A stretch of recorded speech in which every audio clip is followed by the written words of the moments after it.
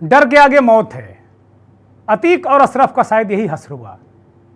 ऐसा नहीं है कि वो बहुत भले आदमी थे, वो ऐसा भी नहीं है कि वो बड़े समाज सुधारक थे। उनके भी खौफ के आगे लोग थर थर कांपते थे। लेकिन जैसा कि प्रयागराज से भी खबरें आ रही हैं और वरिष्ठ पत्रकार आलोक त्रिपाठी कह रहे थे कि दोनों के मारे जाने के बाद वहाँ पर लोग अब खुलकर सामने आ रहे हैं। डर लोगों में कम हुआ है। डर कम होना चाहिए। किसी प्रकार की डर तो वास्तव में होना नहीं चाहिए। माफिया, गुंडे, मवाली, इनका उन्मूलन बहुत जरूरी है और शायद सरकारों की प्राथमिकता होनी चाहिए थी। मौजूदा सरकार की प्राथमिकता है, इसमें भी कहीं कोई शक है नहीं। मुख्यमंत्री योगी आदित्यनाथ माफिया दमन के लिए लगातार अपनी पहली सरकार में और दूसरी सरकार में भी लगातार वो काम कर रहे हैं और जाहिर सी बात है कि इसी को लेकर वो लगातार कार्रवाई, बहुत कड़े और कठोर फैसले लेते रहे हैं। विधानसभा में उन्होंने कहा था कि मिट्टी में मिला दूंगा और एक एक करके माफियाओं के खिलाफ कार्रवाई हो रही है। लेकिन इस बीच प्रयागराज में कल रात अतीक और अशरफ की 3 शूटरों ने हत्या कर दी, वो भी पुलिस अभिरक्षा में, जुडिशियल कस्टडी में। उसके बाद ये बहुत सारे सवाल उठने लगे हैं। अतीक अशरफ हत्याकांड के एक शूटर पर एक बड़ा खुलासा आपके टीवी स्क्रीन पर, ये अपने आप में के न्यूज ये वाला खुलासा कर रहा है। अतीक और अशरफ का शूटर अरुण मौर्य, ये कासगंज के कटरी में गैंग ऑपरेट करता है। पप्पू गाजी गैंग का सक्रिय मेंबर है। कासगंज, उत्तर प्रदेश के कासगंज जिले के कटरी इलाके में, गंगा कटरी इलाके में एक गैंग ऑपरेट करता है, पप्पू गाजी गैंग। उस गैंग का प्रमुख मेंबर है अरुण मौर्य, जिसने अतीक और अशरफ की हत्या की है। या जो वीडियो सामने आए हैं उसमें वो गोलियां चलाता नजर आया है। अरुण मौर्य की उम्र 26-27 साल की है और वो बता रहे हैं कि 6 साल पूर्व यानी 18-19 साल की उम्र में ही उसने ये बड़ा खुलासा के न्यूज पर, ये बहुत बड़ा खुलासा के न्यूज पर हम इस वक्त कर रहे हैं कि पप्पू गाजी गैंग का सदस्य अरुण मौर्य है, जिसने अतीक और अशरफ को मौत के घाट उतारा। गोलियां चलाता नजर आया, शूटर है। 3 शूटरों ने अतीक और अशरफ की हत्या की। उसमें लवलेश तिवारी बांदा के केवटरा मोहल्ले का रहने वाला है, अरुण मौर्य कासगंज का रहने वाला है, गंगा कटरी इलाके का, और तीसरा सनी है, वो हमीरपुर का रहने वाला है। 10-12 साल से वो आता जाता रहता है, फरार है। परिवार वालों की बाइट हमने आपको सुनाई। लेकिन अरुण मौर्य के बारे में के न्यूज पर बहुत बड़ा खुलासा, इस वक्त की सबसे बड़ी खबर कि जिस शूटर ने अतीक और अशरफ की हत्या की है प्रयागराज में, उस शूटर का एक आपराधिक इतिहास है, एक लंबा चौड़ा आपराधिक इतिहास है। वो पप्पू गाजी गैंग का सदस्य है। पप्पू गाजी गैंग हत्या, लूट, डकैती समेत तमाम अपराध करता है और मध्य प्रदेश के इंदौर से वो ऑपरेट करता है ज़्यादा। गंगा कटरी का ये गैंग है, लेकिन उसकी वारदातें मध्य प्रदेश के इंदौर और आसपास के इलाकों में ज़्यादा हुई हैं। और गैंग का लीडर पप्पू गाजी भले ही इस वक्त जेल में है, लेकिन उसके गैंग का लगातार दबदबा और कार्रवाई, गैंग लगातार अपने तरीके से अपराध कर रहा है। एक खबर आई कि 6 वर्ष पूर्व मथुरा में जीआरपी सिपाही की हत्या कर दी थी अरुण मौर्य ने, और तब से वो फरार है। आज तक वो गिरफ्तार नहीं हुआ। सबसे बड़ी ताज्जुब की बात यह है कि तमाम अपराधियों का एनकाउंटर हो गया उत्तर प्रदेश में, तमाम लोग मारे गए, तमाम के घुटने में पुलिस ने गोली मार दी, लेकिन अरुण मौर्य का नंबर नहीं आया। जीआरपी सिपाही के हत्यारे अरुण मौर्य का, नदीम नाम था उस सिपाही का, उसकी हत्या अरुण मौर्य ने कर दी थी। उसी में फरार है, जैसा हमारे सहयोगी प्रशांत बता रहे हैं। प्रशांत सोनी लगातार हमारे साथ जुड़े हुए हैं। प्रशांत, इस गैंग के बारे में, अरुण मौर्य के बारे में कुछ और जानकारी हमारे दर्शकों को दीजिए। बहुत बड़ी खबर हमारे सहयोगी प्रशांत बता रहे हैं। प्रशांत जी, हेलो जी, आपको बता दें अरुण मौर्य नवीन नाम के व्यक्ति की हत्या, जो सिपाही की हत्या करके मथुरा से फरार था, ये 5 वर्ष पूर्व कासगंज आया था। तो इसके परिवारजनों का कहना है कि ये 5 वर्ष पूर्व कासगंज आया था, तब से इनका संपर्क कोई कासगंज में इसका नहीं हुआ है। जी, अरुण मौर्य, ये बताइए इसके परिवार में ये किस गांव का रहने वाला है?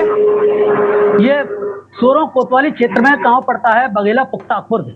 बघेला रहने वाला है, ये बघेला पुख्ता खुर्द, बघेला पुख्ता खुर्द का रहने वाला है अरुण मौर्य। मैं आपके पास आऊंगा अभी और जानकारी एकत्र करके मैं पंकज त्रिपाठी के पास चलूंगा। वहां शायद लवलेश तिवारी के घर में कोई गतिविधि है। पंकज त्रिपाठी बताइए। बेटा आज पीसी गई है। पंकज त्रिपाठी अनम्यूट कर लीजिए भाई, अनम्यूट कर लीजिए। वहां कोई गतिविधि है, कोई नई जानकारी पंकज त्रिपाठी? जी जी, अभी कुछ नहीं। फिलहाल एक बड़ी खबर निकल के सामने आ रही कि एसपी कुछ ही देर बाद लवलेश तिवारी के घर पहुंचने वाले हैं। जी ठीक है, पूछताछ करने के लिए वहां के बांदा के पुलिस अधीक्षक वहां लवलेश तिवारी के घर में पहुंचे, जैसा कि हम लोग भी जानकारी तमाम तरीके से कर रहे हैं कि भाई क्या आपराधिक इतिहास, क्या स्थितियां, क्या परिस्थितियां।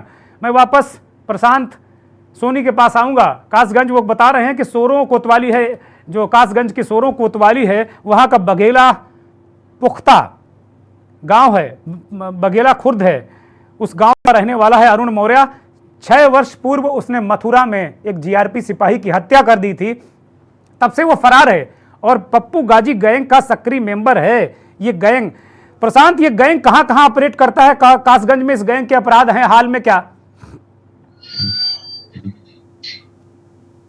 प्रशांत सोनी अनम्यूट करिए।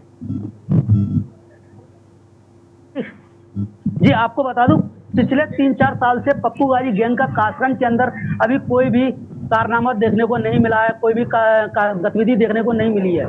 जबकि पप्पू गाजी गैंग कासगंज से हटकर, कासगंज जिले को छोड़कर अपनी गतिविधियां जारी रखे हुए हैं। उत्तर प्रदेश के किन किन जिलों में ये गैंग ऑपरेट होता है, कहां कहां काम करता है? जैसा आप बता रहे हैं, इसका गैंग लीडर अभी जेल में है क्या या बाहर है? जी बताया जाता है कि अभी तक तो ये जेल में ही था। अभी सूत्रों से पता लगा है कि शायद जेल से बाहर आ चुका है, लेकिन अभी कंफर्म नहीं हुआ है इस चीज को कि ये जेल से बाहर आया या नहीं। ये आपको बताएं, बदायूं, शाजापुर, फरकाबाद, ये कटरी क्षेत्र में ही ज्यादातर अपनी गैंग ऑपरेट करता था, वहीं पर गतिविधियों को अंजाम देता है। बदायूं, फरकाबाद, शाहजहांपुर, इस इलाके में पप्पू गाजी गैंग का एक आतंक है और वहीं ऑपरेट कर रहा है। अभी हमारे सहयोगी प्रशांत सोनी ये भी बता रहे हैं कि अभी तो यही सूचना है उनके पास कि वो जेल में है, लेकिन कुछ लोग कह रहे हैं कि जेल से बाहर भी आ चुका है। खैर, ये काम पुलिस का है कि वो पता करे। अरुण मौर्य के बारे में और कोई महत्वपूर्ण जानकारी हो तो पंकज दर्शकों को दीजिए। माफ कीजिएगा प्रशांत जी। आप अरुण मौर्य शुरू से ही आपराधिक गतिविधियों में रहा था, आवारा किस्म का रहा था। इसके जो पड़ोसी बताते हैं कि आवारा किस्म का रहा था, ये ज्यादा पढ़ा लिखा नहीं है, बल्कि ये शुरू से ही ऊधमबाजी, लड़कों को मारना पीटना इसमें रहा था। इसी के चलते ये पप्पू गाजी गैंग में शामिल हुआ था। इसके परिवार के बारे में कोई जानकारी है? परिवार में कितने भाई बहन हैं, क्या स्थिति है, आर्थिक स्थिति क्या है, आय का स्रोत क्या है, कैसे अपराधी बना, ये कोई जानकारी आप रखते हैं क्या प्रशांत सोनी? जी आपको बता दूं, अरुण मौर्य के बड़े भाई खेती-बाड़ी करते हैं गांव में ही रहकर, बल्कि छोटा भाई दिल्ली में रहकर कबाड़े का काम करता है। ये अरुण मौर्य सबसे छोटा है और ये अपराधी तो शुरू से ही, ये जब गलत गतिविधियों में था तो अपराधी तो अपने आप ही बन गया जी। ठीक बात है। हमारे साथ वरिष्ठ पत्रकार लगातार जुड़े हुए हैं। हम कुल मिलाकर यही जानने की कोशिश कर रहे हैं कि ये लोग हैं कौन और क्या इनके पीछे क्या इनका कॉम्बिनेशन है, कैसे इन्होंने इस घटना को अंजाम दिया, क्या साजिश है, क्या षड्यंत्र है, या यूं ही चले कि भाई ठीक है हम ही को अब सफाया कर देना है। आलोक त्रिपाठी जी हमारे साथ मौजूद हैं। आलोक त्रिपाठी जी, जैसा कि जानकारी आ रही, हमारे सहयोगी बता रहे हैं कि पप्पू गाजी गैंग का यह सक्रिय सदस्य अरुण मौर्य, जो शूटर नंबर 2 है, और पप्पू गाजी गैंग बदायूं, शाहजहांपुर, फरकाबाद, कासगंज का जो कटरी इलाका है यहाँ ऑपरेट करता है। वो बता रहे हैं कि अभी कासगंज जिले में तो हाल की कोई वारदात नहीं, लेकिन बदायूं और इन इलाकों में वारदात की है और 6 साल से ये फरार है। अरुण मौर्य नदीम नाम के सिपाही की हत्या करके मथुरा से भागा था, अब तक पुलिस की गिरफ्त में नहीं है। तो जाहिर सी बात है कि जो जैसे जैसे परतें खुल रही तो तीनों ये एक तरीके से सातिर किस्म के लोग हैं और बाकायदे हथियार चलाने की इनको ट्रेनिंग है। कहीं ना कहीं ये ट्रेंड लोग रहे हैं जिन्होंने नदीम, माफ कीजिएगा, अशरफ और अतीक की हत्या की है। आलोक त्रिपाठी जी देखिए, जिस तरह से इतनी पुलिस की व्यवस्था चाक चौबंद थी, इतना मीडिया था, उसके बीच में जा करके इतने बड़े माफिया, ये माफिया छोटे माफिया नहीं थे, बड़े माफिया जिनका पूरे प्रदेश में दहशत हो, अधिकारी दहशत खाते हो, जेल के अधिकारी दहशत खाते हो, उनको जा करके इतने पास से मारना ये कोई मजाक काम नहीं था, ये कोई हल्का काम नहीं था। ये जाहिर सी बात है कि ये भी, और जिस तरह से इन्होंने गोलियां चलाई, पास में जाकर के सर पे गोली मारी, पेट में मारी गोली और कई राउंड गोलियां चलाई, तो उससे लग रहा है कि ये सातिर थे और इलाहाबाद के नहीं थे, ये बाहर थे। ये तो मैंने रात में ही क्लियर कर लिया था, क्योंकि इलाहाबाद का जो भी अपराधी है वो कोशिश करता है बम चलाने की।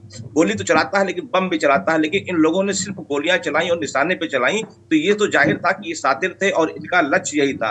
और लेकिन इनकी दुस्साहस देखिए कितना था कि इतनी पुलिस फोर्स के बाद भी इन्होंने वहां जाकर के मारने की चेष्टा की। ये अपने आप में बड़ी बात है। साजिश क्या थी, कि इसके पीछे कौन लोग हैं, क्योंकि इस तरह से जाकर के मारना, फिर उसके बाद इनका एनकाउंटर ना होना, इनको ये अपने आप को पुलिस के हवाले कर देना, ये सब नहीं। आलोक त्रिपाठी ये बड़ी गजब बात कर रहे हैं शूटर, कह रहे हैं कि चूंकि पुलिस बहुत तत्पर थी, उसने तुरंत कार्रवाई कर दी, इसलिए मैं नहीं भाग पाया।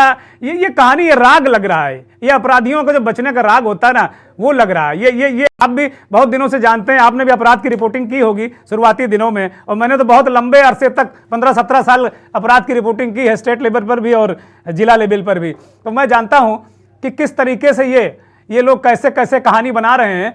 अरे भाई, इतनी तत्पर थी पुलिस, मुझे कहीं इन अपराधियों, इन शूटरों पर कहीं पुलिस आक्रामक होती नजर ही नहीं आ रही। आप देख लीजिए दृश्य, मैं एक बार फिर दिखा रहा हूं, जरा सारे दृश्य शुरू से दिखाए जाएं। ये देखिए, कहीं भी इनमें कहीं भी नजर नहीं आ रही। जब सब कुछ घट गया है तब ये सिपाही उनको पकड़ रहे हैं, बड़े आराम से, वो बिल्कुल कायदे से, बिल्कुल ऐसा अपने आप को सरेंडर करते नजर आ रहे हैं कि लग रहा कि वाह, क्या बिल्कुल गजब स्थिति है। आप देखिएगा, ये बिल्कुल करीब से आएगा और अतीक के सर में सटा के पिस्तौल मार देगा। अतीक गिरता है, चूंकि हथकड़ी अतीक और अशरफ दोनों की साथ लगी थी, तो साथ में अशरफ भी नीचे झुकता है और वो बचने की कोशिश करता है। तो एक दूसरा शूटर आता है, वो लगातार ताबड़तोड़ अशरफ से गोलियां चलाता है और दोनों को 40-50 सेकंड में ढेर कर देता है। गोलियों के बौछार, धाएं धाएं धाएं, बिल्कुल। ये देखिए, इस शूटर्स को देखिए, कहीं भी ये घटनाक्रम हो, चाहे उमेश पाल की हत्या हो, दोनों में उमेश पाल के साथ 2 पुलिसकर्मी थे और यहाँ बहुत सारे पुलिसकर्मी थे, उसके बाद भी कहीं ऑफेंस पुलिस की तरफ से ना उमेश पाल के हत्याकांड में नजर आया हो ना यहाँ। तो बार बार लोग ये सवाल उठा रहे हैं कि क्या हमारी ट्रेनिंग परफेक्ट है क्या पुलिस की।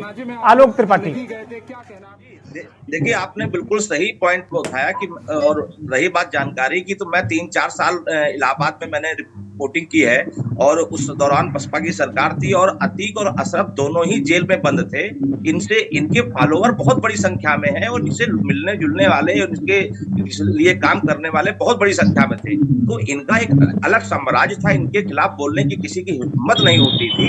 उस स्थिति में कोई व्यक्ति आकर के, इतना पुलिस फोर्स हो, उसके बाद आकर के उनको मार दे, तो ये, और उसके बाद जो भी देखिए, जो फुटेज में दिखाया जा रहा है, कहीं से भी पुलिस ने उनको ऊपर फायर करने का प्रयास नहीं किया, जबकि हर पुलिसकर्मी के, मैंने कई लोगों को देखा कि पिस्टल ऊपर ही लगी हुई थी। तो और उसके बाद यदि उन्होंने अपना सरेंडर कर दिया तो उन्होंने पकड़ लिया। तो ये कहीं ना कहीं एक प्रश्न चिन्ह खड़ा होता है कि आखिर पुलिस ने जवाबी कार्रवाई में उनको ढेर क्यों नहीं किया। हाँ, बड़ा सवाल आलोक। इस बीच हमारे साथ अमित नामदेव, हमारे हमीरपुर के सहयोगी जुड़ गए हैं। अमित, ये जो तीसरा शूटर सनी है, ये आपके जनपद का बताया जाता है, इसके बारे में कुछ जानकारी दीजिए। चलो, आपको बता दूं, ये जो सनी है, ये चैनल पर चलो, वार्ड नंबर 14 है, जिनका जो देखा जाए बैकग्राउंड रिकॉर्ड जो है, इनका 18 से ज्यादा मुकदमे दर्ज है, इन पर लूट घटना जैसे मुकदमे दर्ज है, और ये तकरीबन 15 साल से अपना गढ़ छोड़ चुके हैं। इनके गढ़ छोड़ने का कारण जिनके घर वालों ने बताया है। अमित रुक रहा हूं, कुछ ये डिस्टर्बेंस आ रहा है बीच में, दर्शकों को अमित की बात नहीं सुनाई पड़ रही है, इसको ठीक किया जाए। इसी बीच हमारे साथ उत्तर प्रदेश के बहुत ही वरिष्ठ पत्रकार नवेश सिको साहब जुड़ गए हैं, मैं नवेश सिको के पास भी जाऊंगा। लेकिन अमित नामदेव, जरा सनी के बारे में बताइए। जैसा कह रहे हैं कि वो शायद सातिर खूंखार कुख्यात अपराधी है और वो खुला घूम रहा था, जबकि उत्तर प्रदेश में तो सारे अपराधी जेल में ही हैं, वो कैसे घूम रहा था? अमित नामदेव, बताइए सनी के बारे में। जी, मैं आपको बता दूं, जब इनका हमीरपुर से इनका लगाव 15 साल पहले टूट चुका था, लेकिन कहीं ना कहीं देखा जाए तो जो अपराधियों की बात है, तो पुलिस अपराधियों के लिए सख्ती बरत रही। तो ये अपराधी जब 15 साल पहले, इसका नाम भी आया था, सुंदर भाटी गैंग से सम्मिलित है। जेल में देखा जाए तो सुंदर भाटी गैंग से सम्मिलित इनका नाम आया है। तो अभी तक ये 7 शूटर जो है तो पुलिस की गिरफ्त में नहीं आए थे किसी कारण से। आज इनका एकदम से आना और हिस्ट्री सीटर से उनकी हत्या करना एक बड़ा कारण बना हुआ है। जी, ये इसका परिवार हमीरपुर में कहाँ रहता है? परिवार से संपर्क में था? जैसा आप कह रहे हैं कि 15 सालों से ये हमीरपुर नहीं आता था सनी, कितने लगभग मुकदमे होंगे, कोई जानकारी? हमीरपुर में कोई मुकदमा, कोई अपराध है इसका? अमित नामदेव, मैं आपको बता दूं कि हमीरपुर के कुरारा वार्ड नंबर 14 के रहने वाले हैं सनी, जिनपे 18 मुकदमे दर्ज हैं, जैसे लूट हत्या जैसे मुकदमे दर्ज हैं इन पे। हमीरपुर में की बात करें तो फिलहाल 4 से 5 मुकदमे दर्ज है। अन्य जगह पे इनके मुकदमे, टोटल मुकदमे जो हैं इनके घर बताया गया है कि इनके 18 मुकदमे दर्ज हैं। और घर वालों का कहना है कि शुरू से ही ये हिस्ट्री शीटर रहे हैं, ये अपराध के गिरफ्त में रहे हैं, तो इन्होंने घर में आना जाना बंद कर दिया था। जी, तो परिवार वालों से इनका कोई संपर्क नहीं है? जी, परिवार वालों का कहना है कि हमारा इनसे कोई भी संपर्क नहीं है, सारे संपर्क टूट चुके हैं। अच्छा, ठीक है, ठीक है। मैं सीधे नवेद भाई के पास आऊँगा। नवेद भाई, ये बहुत तार तरह तरह से जुड़ रहे हैं। अभी हमारे सहयोगी हमें बता रहे थे कि जिस ऑटोमेटिक पिस्टल का इस्तेमाल किया गया है वो तुर्की की बनी हुई है, जिगाना ब्रांड की पिस्टल है। तो अब हथियारों के बारे में तरह तरह की जानकारियां आने लगी हैं। जिस तरीके से अभी आलोक त्रिपाठी कह रहे थे कि जब शूट आउट उन्होंने देखा था तो अपने अनुभव के आधार पर वो कह रहे थे कि ये जो शूटर हैं इलाहाबाद के तो नहीं हैं, क्योंकि इलाहाबाद में तो बम को आलू की तरह इस्तेमाल करते हैं लोग, तो वो तो नहीं है बिल्कुल। तो वो कह रहे थे कि भाई मुझे ऐसा लग रहा था कहीं ये बाहर के लोग हैं, और एक एक करके, एक कासगंज का है, एक बांदा का है, एक हमीरपुर का है। कासगंज वाला 6 साल से एक नदीम नाम के सिपाही की हत्या करके फरार है, अभी तक पुलिस की पकड़ में नहीं है, अभी भी फरार है, और दूसरी हत्या कर दी उसने। जो लवलेश त्रिपाठी है वो भी अभी 1.5 साल पहले जेल में था, एक लड़की को थप्पड़ मारने के मामले में जेल में था, उसका भी आपराधिक इतिहास है। और तीसरा है सनी, जो अभी बहुत बड़ी खबर बता रहे हैं हमारे सहयोगी नामदेव, ये कह रहे हैं कि सनी सुंदर भाटी गैंग का सदस्य है। आप इशारा समझिए कहां से इसके तार जुड़ रहे हैं नवेद सिको? सर, आज की चर्चा के 2 पहलू हैं। पहला पहलू सबको स्वीकार करना पड़ेगा कि किसी भी प्रदेश, किसी भी साम्राज्य में कोई माफिया, कोई गैंग, कोई गैंगस्टर का समाप्त होता है, उसका अंत होता है तो राहत देने वाली बात होती है। ये बात बिल्कुल सही है कि किसी भी समाज में किसी भी गैंग का खत्म होना अच्छी बात है, और यही अंत होता है किसी भी दुर्दांत अपराधी का, किसी भी गुनहगार का लगभग ऐसा ही अंत होता है। ये इतिहास गवाह है। ये एक बात हो गई। दूसरी बात ये कि इसमें इन अपराधियों को मारा 3 लड़कों ने, उन पर अगर चर्चा की जाए तो एक पहलू और निकल के आता है। वो ये निकल के आता है कि हम लोगों को इत्मीनान हुआ, खुशी हुई कि योगी आदित्यनाथ की सरकार में माफियाओं को मिट्टी में मिलाया जा रहा है, इनकी समाप्त हो रहे हैं, ये खत्म हो रहे हैं। ये अच्छी बात है, ये राहत देने वाली बात है। लेकिन चिंता करने वाली बात कल के दृश्य में नजर आती है कि अगर एक गैंग खत्म हो रहा है जिसको हम सब जानते हैं, लगातार मुख्तार गैंग, अतीक गैंग, तमाम छुपे हुए ऐसे गैंग हैं जो इससे भी भयानक हैं, वो खत्म नहीं हो रहे हैं, वो पैदा हो रहे हैं। वो उत्तर प्रदेश में माफियागिरी की फसल उगा रहे हैं। मुझे हंसी आ रही है उन 3 लड़कों के बारे में जो बयान आ रहे हैं कि बच्चा था, घर से भाग गया था, नशा करता है, तमाचा मार दिया था, निकाल दिया था। ये मुझे हास्यास्पद लग रहा है। जो हमने वीडियो देखा, जो दुनिया ने देखा, वो दुनिया के, देश के बड़े गैंग का एक बड़ा हिस्सा है। क्या बड़े बड़े शूटर होंगे, जिस स्टाइल से उसने गोली चलाई है, अत्याधुनिक पिस्टल, वो पिस्टल मामूली तौर से कहीं उपलब्ध नहीं होती है।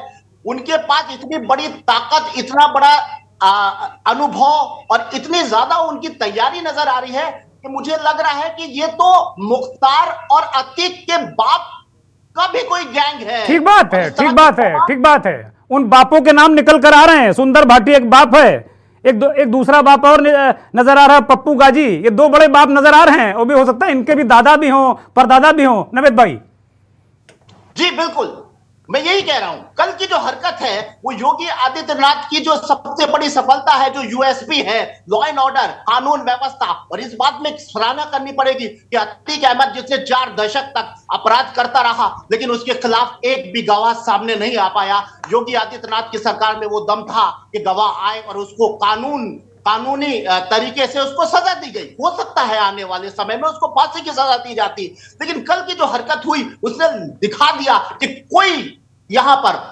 किसी भी तरह का जो कानून का राज नहीं है, किसी भी तरह ये बातें झूठी हैं कि यहाँ पर सारा गैंग खत्म हो गया है। उसने उस हरकत ने, उस घटना ने उस बात को झुटलाया कि यहाँ पर दंगे खत्म हो गए हैं, यहाँ पर नवेद भाई मैं माफी के साथ आपको रोक रहा हूं, मैं माफी के साथ रोक, एक बड़ी खबर आ गई है। उमेश पाल का शूटर गुड्डू मुस्लिम गिरफ्त में आया है पुलिस के सूत्रों के हवाले से बड़ी खबर। हालांकि आधिकारिक रूप से अभी कोई बयान नहीं आया, लेकिन गुड्डू मुस्लिम, बमबाज गुड्डू मुस्लिम नासिक से गिरफ्तार हुआ है, यह खबर आ रही है। यूपीएसटीएफ ने उसे गिरफ्तार किया है, यूपीएसटीएफ की गिरफ्त में आया है गुड्डू मुस्लिम। वो वीडियो भी दिखाया जाए जिसमें गुड्डू मुस्लिम उमेश पाल हत्याकांड के दौरान अन्य शूटर्स के साथ बम फेंकता नजर आ रहा था।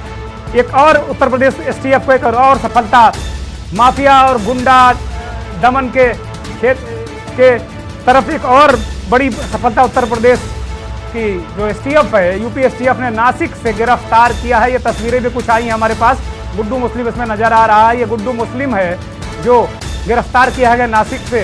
गुड्डू मुस्लिम ने बमबाजी की थी, गोलियां भी चलाई थी उमेश पाल, और इस दौरान वो बम फेंक रहा था ताकि धुआं धुआं हो जाए, लोग भाग जाएं, कुछ नजर ना आए, और कहीं न कहीं गुड्डू मुस्लिम भी सुनिश्चित करना चाहता था कि उमेश पाल बचने ना पाए। वो तस्वीरें भी दिखाई जाएं जिसमें गुड्डू मुस्लिम बम फेंकता नजर आ रहा है। वो इस वक्त की सबसे बड़ी और अहम खबर, उत्तर प्रदेश की स्पेशल टास्क फोर्स ने महाराष्ट्र के नासिक से गुड्डू मुस्लिम बमबाज को गिरफ्तार किया है। गुड्डू मुस्लिम गिरफ्तार हुआ है। सबसे बड़ी, अभी तक ये कहा जा रहा था कि गुड्डू मुस्लिम किसी न किसी तरीके से हो सकता है उसका एनकाउंटर हो, क्योंकि जिस तरीके से कल खबर आई थी, 2 दिन पहले भी खबर आई थी गुड्डू मुस्लिम मेरठ में गिर गया है, उसके बाद ये पता चला कि गुड्डू मुस्लिम नासिक में है। अभी थोड़ी देर पहले हमने ये खबर बताई थी कि गुड्डू मुस्लिम ट्रेस हो गया है, उसकी लोकेशन ट्रेस हो गई है, और उसके बाद ये गुड्डू मुस्लिम गिरफ्तार हो जाता है। एक सवाल ये होता है कि क्या सिलेक्टिव लीकेज है गुड्डू मुस्लिम की गिरफ्तारी की पृष्ठभूमि का, और एक सवाल है कि ये, और दूसरे तरीके से इसको देखें तो उत्तर प्रदेश की पुलिस की बड़ी सफलता है। जिस तरीके से असद, गुड्डू मुस्लिम और गुलाम, ये एक ही तरीके से, एक ही तरीके के अपराध में, एक ही तरीके से क्रूरता के साथ में उमेश पाल पर गोली और बम बरसाते नजर आए थे। गुड्डू मुस्लिम की गिरफ्तारी बहुत सारे प्रश्न खड़े करती है, बहुत सारे सवाल खड़े करती है।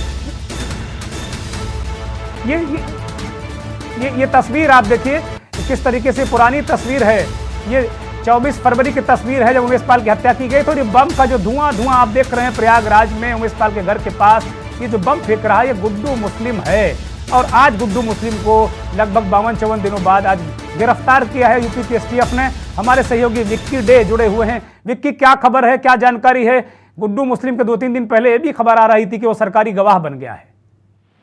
जी बिल्कुल, आपको बता दें कि सूत्रों के हवाले से खबर आ रही है कि बहुत बड़ी कामयाबी यूपी एसटीएफ को मिली है, क्योंकि गुड्डू मुस्लिम एक ऐसा आरोपी है जो उमेश पाल हत्याकांड में मुख्य आरोपी माना जा रहा था, जिसका नाम गुड्डू बमबाज के नाम से भी लोग जानने लगे थे। अभी इस समय जो कल बीती रात जो घटना घटित हुई है अतीक और अरशद की हत्याकांड के बाद यूपी एसटीएफ चप्पे चप्पे पे अपनी नजर रखी हुई थी और छानबीन इसकी जारी थी। इसी फिराक में गुड्डू मुस्लिम के फोन को ट्रैक करके यूपी एसटीएफ नासिक पहुंची थी। एक होटल में, वेलकम होटल में पहुंची थी, जहां वेटर से पूछताछ की। पूछताछ के बाद उनको जाने दिया। अभी तक फिलहाल आपको बता दें कि ये यूपी एसटीएफ की तरफ से इसकी पुष्टि नहीं की गई कि गुड्डू मुस्लिम ही ये वो है। तो फिलहाल अभी कुछ वक्त और इंतजार करना होगा कि जो व्यक्ति को यूपी एसटीएफ गिरफ्तार की है कि वाकई में वो गुड्डू मुस्लिम है या इस कड़ी से जुड़ी हुई है कोई और अपराधी है। तो फिलहाल अभी ये कहना मुश्किल होगा कि गुड्डू मुस्लिम गिरफ्तार हुआ है या कोई और है, तो इसके लिए थोड़ा सा इंतजार करना होगा। जी ठीक है विक्की, अभी थोड़ी देर पहले ये भी खबर आई थी कि गुड्डू का एक सहयोगी जिसने पनाह दी थे उसे गिरफ्तार किया गया है। तो ठीक बात है, हमें इंतजार करना चाहिए कि जब तक कोई यूपी एसटीएफ की तरफ से आधिकारिक कोई पुष्टि ना हो, तो मुझे अभी इंतजार करना चाहिए, हम सबको इंतजार करना चाहिए। बहुत शुक्रिया विक्की डे। मैं सीधे नवेद सिको के पास आऊँगा। नवेद भाई, ये किस तरीके की खबरें हैं? 2-3 दिन पहले ये भी चर्चा थी कि गुड्डू मुस्लिम कहीं ना कहीं अब टूट गया है, जो उसके सूत्र हैं वो अलग तरीके से काम करने लगे हैं। अभी गुड्डू मुस्लिम की गिरफ्तारी की खबर आई, लेकिन हमारे सहयोगी कह रहे हैं कि अभी पूरी तरीके से पुष्टि नहीं है, अभी ये कच्ची खबर है। लेकिन जिस बात का आप जिक्र कर रहे थे कि बहुत अच्छी बात है, और ये योगी आदित्यनाथ का ही बूता था कि उत्तर प्रदेश में माफिया का इस तरीके से दमन हो। अतीक, मुख्तार और बहुत सारे, विकास दुबे जैसे माफिया जमींदोज हुए, बहुत सारे लोगों के घर गिर गए, और एक तरीके से आम जनता अमन चैन महसूस कर रही है। ये अपने आप में बहुत बड़ी उपलब्धि है और शायद अब तक के यूपी के इतिहास में कोई दूसरा मुख्यमंत्री इतना इस क्षेत्र में काम करने वाला मुझे नजर आता नहीं है। कल्याण सिंह जी ने शुरू किया था और बहुत अच्छा काम उन्होंने भी किया था, लेकिन कल्याण सिंह भी योगी आदित्यनाथ की तारीफ करके गए हैं कि उन्होंने जिस तरह लॉ एंड ऑर्डर पे काम किया है वो अपने आप में बड़ा प्रशंसनीय है। लेकिन ये इस तरह की घटना है कि उमेश पाल का सरेआम मर्डर और अतीक और अशरफ का सरेआम मर्डर, ये अपने आप में कहीं ना कहीं डेंट क्या लगाते हैं, या इससे माफियाओं के अंदर डर फैलेगा, या इससे माफिया तंत्र रुकेगा, या फिर नए गैंग ये जो विरासत है अतीक और अशरफ की, इसके जो माल असबाब पर क्या नए गैंग काबिज हो जाएंगे? जी थोड़ी चिंता की बात तो ये है ही कि अगर एक गैंग को धराशाही किया जा रहा है तो दूसरी तस्वीरें ऐसी आ रही हैं और जिस तरह के हथियार सामने लहराते हुए आ रहे हैं, उससे लग रहा है कि कुछ ना कुछ अंदर और भी गहरी साजिश हो है, या गैंग है, या इस तरह के और माफिया हैं जो लिस्टेड नहीं है, वो सामने नहीं है, लेकिन वो अंदर ही अंदर उनके अंदर ना कोई डर है, ना खौफ है, ना वो मिट्टी में मिल जाने से डरते हैं, ना वो गिरफ्तार होने से, और ना वो पलायन कर रहे हैं। जिस तरह के हथियार लहराए जा रहे हैं, चाहे वो प्रयागराज की घटना हो, ये दूसरी घटना ऐसी है जहां पर जिस फिल्मी स्टाइल में जिस तरीके से गोलियां चलाई जा रही हैं, लोगों को छलनी किया जा रहा है, नरसंहार किया जा रहा है, वो अपने आप में चिंता की बात है। मैं एक चीज ये जरूर कहना चाहूंगा कि देखिए, ये बात जरूर है कि योगी आदित्यनाथ की पुलिस बहुत जबरदस्त तरीके से चौकन्ना है। कल की हरकत तो खैर ये कहती है कि पुलिस कहीं ना कहीं शायद सख्ते में थी या हिप्नोटाइज थी कि उसने अपना असलहा भी नहीं निकाला, लेकिन उस तरह की घटना के बाद जो सक्रियता नजर आ रही है, 5KD में 4-5 घंटे बैठक चली, बताया जा रहा है कि मुख्यमंत्री रात भर सोए नहीं, लगातार दिशा निर्देश दे रहे हैं। नवेद भाई, इस बात का जिक्र मैं सुबह से कर रहा हूं कि मुख्यमंत्री लगातार रात से ही अभी तक सोए नहीं और लगातार वो चिंतित हैं और सारी चीजों को लेकर वो खुद ही मैनेज कर रहे हैं चीजों को, लेकिन उसका असर नजर नहीं आ रहा है, लोगों में खौफ नजर नहीं आ रहा है। और एक आपराधिक घटना होती है, उसके खिलाफ काम हो रहा होता है तो दूसरी शुरू हो जाती है, दूसरी होती है तो तीसरी शुरू हो जाती है। अभी जो आपने खबर बताई, अपडेट बताया कि एक गिरफ्तारी और हो गई, वो गिरफ्तारी होना बहुत जरूरी थी, क्योंकि जब इस तरह की घटना होती है तो रिएक्शन का खतरा बना हुआ होता है। और ये बहुत बड़े बड़े अपराधी हैं, इनके पास बम ऐसा है जैसे हम लोगों के पास में चश्मा और पेन हो। तो इस तरीके से कोई बड़ी कोई घटना ना हो जाए, इसलिए सतर्कता बहुत जरूरी है। लेकिन ये बात देखिए, हमें एक चीज समझ में आ रही है कि जो इच्छा शक्ति है, जो विवेक है मुख्यमंत्री जी का, जैसा हमने जिक्र किया कि जिस तरीके से कल्याण सिंह सरकार ने सबसे जबरदस्त उत्तर प्रदेश में दहशत फैलाने वाला श्री प्रकाश शुक्ला, उसका खात्मा किया था, एक बड़ा ऑपरेशन किया था, और ऐसा ऑपरेशन जिसमें उसको बिल्कुल उसका गैंग खत्म कर दिया गया था। उस तरीके से योगी आदित्यनाथ भी बड़े बड़े गैंग जो हैं उनको खत्म करने के लिए, उनको धराशायी करने के लिए काम कर रहे हैं। लेकिन मुझे लगता है कि इस के साथ में उत्तर प्रदेश में समाज में एक नैतिक विकास का जो पतन हो रहा है, वो पतन कहां से हो रहा है? ये पूरे देश में जिस तरह से हेट स्पीच के मामले सामने आए हैं, पॉलिटिकल गंदगी जो है जिसमें नफरत पैदा की जाती है, उसमें भी इस तरह के मामले पैदा होते हैं। तो ये एक नैतिक विकास की भी जरूरत है। प्रशासनिक जो है दक्षता, सरकारों का जो है वो क्राइम के खिलाफ सक्रिय होना और काम करना और मट्टी में मिलाना अपराधियों को, ये बहुत अच्छी बात है। लेकिन सामाजिक तौर से कहीं ना कहीं जो एक नफरत का भाव पैदा होता है, वो बड़े नेताओं के बड़े उस तरह के बयानों का होता है जो गैर जिम्मेदार बयान होते हैं, और वो बयान ही कहीं ना कहीं ऐसी नफरत की चिंगारियां पैदा करते हैं कि वो चिंगारी सिर्फ नफरत नहीं, बड़े बड़े गैंग पैदा कर देते हैं कि ये गैंग है, फिर वो गैंग है, फिर गैंग वॉर है। तो इस तरह का जो माहौल है, मुझे लगता है कि इसको खत्म करने के लिए ना सिर्फ हमें प्रशासनिक अमले को और हमारी सरकारें जिस तरह अच्छा काम कर रही है वैसा करें, बल्कि एक नैतिक विकास भी बहुत जरूरी है, जहां नफरत की धधकती हुई आग को खत्म किया जाए, नए पैदा होने वाले गैंग जो हैं उनको खत्म किया जाए। और कहीं ना कहीं ये जो पॉलिटिकल जो एक सिनेरियो बना हुआ है ये नफरत पैदा करने का, जहां पर बड़े बड़े नेता इस तरह के वाक्य इस्तेमाल करते हैं जिससे लोगों को लगता है कि किसी को मार देना, किसी को बिना कानून को कुचल देना, संविधान के खिलाफ और कानून व्यवस्था के खिलाफ कुछ भी कर देना, ये विवेक है, ये बहादुरी है, इससे सत्ता मिलती है। ये सारी चीजें दिमाग में जो हमारे क्योंकि आपने देखा होगा जो इस तरह के लड़के सामने आ रहे हैं, किसी की 19 साल की एज है, कोई 18 का है, कोई 17 का है, इस तरह के बड़े बड़े शातिर अपराधी आ रहे हैं क्योंकि वो कच्चे दिमाग होते हैं, वो कच्ची मिट्टी होती है। उनके दिमाग में टेलीविजन के जरिए, उनके दिमाग में सोशल मीडिया के जरिए, उनके दिमाग में इस तरह की जो जहरीली बातें आती हैं वो उनको बड़ा शातिर अपराधी बना देती हैं और इसी तरह से पैदा होते हैं गैंग और माफिया, जिन्हें मट्टी में मिलाना बड़ा मुश्किल हो जाता है। बहुत शुक्रिया नवेद भाई, बहुत शुक्रिया पंकज त्रिपाठी, प्रशांत सोनी, बहुत बहुत शुक्रिया सभी मेहमानों का। वास्तव में नवेद सिकोह ने बहुत महत्वपूर्ण सवाल उठाया कि बहुत अच्छी बात है कि अतीक का गैंग, अशरफ का गैंग, मुख्तार का गैंग, बहुत सारे गैंग मिट्टी में मिल रहे हैं, ये बहुत अच्छी बात है, मुख्यमंत्री बधाई के पात्र हैं इसके लिए। लेकिन जो नए नए नाम और गैंग आ रहे हैं वो भी क्या गारंटी है कि कल इन्हीं गैंग की तरह ये गैंग नहीं फले फूलेंगे।